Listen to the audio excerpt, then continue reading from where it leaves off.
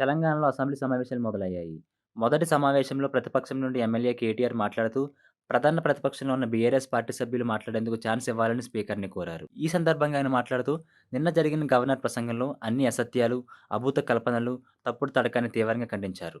ఏది నిజమో, ఏది అబద్ధమో తెలుసుకోవాలని సూచించారు. గవర్నర్ హోదాలో ఉండి అలా మాట్లాడడం సిగ్గుచేటని మండిపడ్డారు కేటీఆర్. అధ్యక్ష, మేము ఆశించింది ఒకటి అధ్యక్ష, నిన్న గవర్నర్ ప్రసంగం నుంచి. కానీ అక్కడ వారు నిన్న విన్నది ఒకటి అధ్యక్ష. గవర్నర్ ప్రసంగం పూర్తిగా అసత్యాలు, అభూత కల్పనలు, తప్పుల తడక అని చెప్పడానికి నేను బాధపడతా ఉన్నా. ఇట్లాంటి గవర్నర్ ప్రసంగం వినడానికి ఒక సభ్యుడిగా సిగ్గుపడతా ఉన్నా అధ్యక్ష.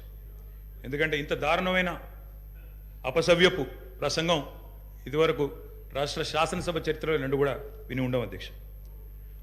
గవర్నర్ ప్రసంగం పూర్తిగా అసత్యాలు, అభూత కల్పనలు, తప్పుల తడక అని చెప్పడానికి నేను బాధపడతా ఉన్నా. ఇట్లాంటి గవర్నర్ ప్రసంగం వినడానికి ఒక సభ్యుడిగా సిగ్గుపడతా ఉన్నా అధ్యక్ష. ఎందుకంటే ఇంత దారుణమైన అపసవ్యపు ప్రసంగం ఇదివరకు రాష్ట్ర శాసనసభ చరిత్రలో రెండు కూడా విని ఉండవు అధ్యక్ష.